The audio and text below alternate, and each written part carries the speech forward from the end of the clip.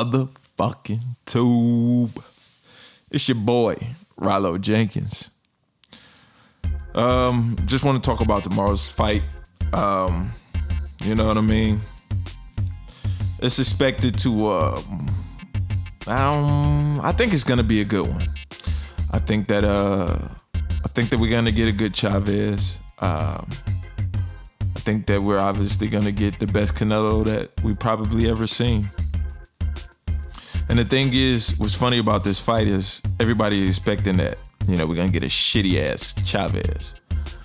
But I'm gonna give y'all a quick story, man, that some of y'all might have heard this before. I don't know if I've ever told this story, man. When I was here in Michigan, you can get your license at 16, at least when I was, trying to get my shit.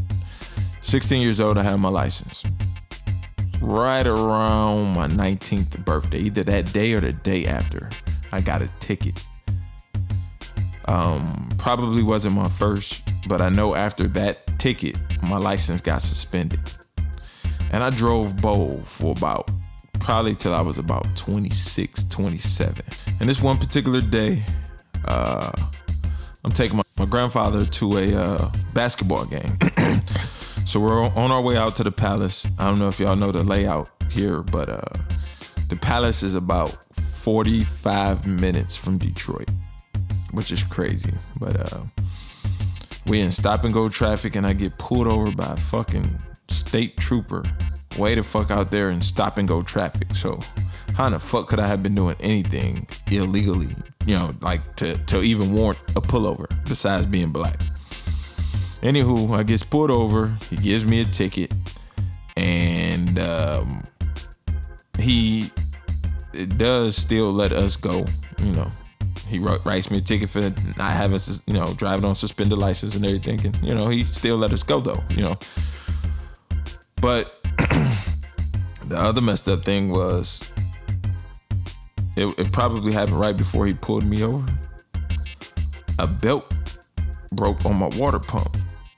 So I'm 35 minutes away from the D. A broken belt on my car, and I got my granddad with me. I'm feeling terrible. And it all worked out. We ended up getting a ride to the game. Some folks picked us up, and it was cool. Actually turned out to be a good night. But I felt so bad about getting that ticket with my granddad with me. I got plenty of tickets. Tickets galore. Thousands of dollars. Racked them shits up. But that one particular day was the turning point, was the thing that made me decide I have to get my license straight. After that, I went for a short period of time. I got me a second job. I used that job to pay my tickets off. I got all of that shit straight $4,000 later, and I've been good ever since. But it took for that situation, that particular incident to happen, for me to change that. And in this particular fight, Canelo just might be that ride to the game with his granddad for him to get his shit together. And it might not be forever. He might not ever get it together again. But just for this one redhead Mexican who been talking shit for a long time about him, he might get his shit together enough to show this motherfucker that he ain't done.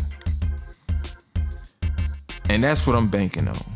I know it's crazy to put my faith in a dude who has shown us a lot less than, definitely not living up to the Chavez name, but we all have those epiphanies, those situations, those incidents, those moments in life that we can turn it around. And, he doesn't have to go on to have a Hall of Fame career from here on out, but just for a night, I think that he might be able to pull it together enough for this dude here in particular. And my prediction for the fight, man, I'm thinking that Canelo in all of his fights has never fought a dude the size or caliber of Chavez. You know, you wouldn't compare Chavez Jr., especially a good Chavez Jr., to Kirkland, Austin Trout, Mayweather, Cotto, Shane Mosley, Angulo. You know, he's not no version of any fighter that he's ever fought is even the bad version of Chavez Jr. And I don't know how Canelo is going to hold up to the pressure, but if he can, if he does, and if he will, he's going to have to show me something that I've never seen him do before. My prediction for the fight is a late stoppage by Chavez.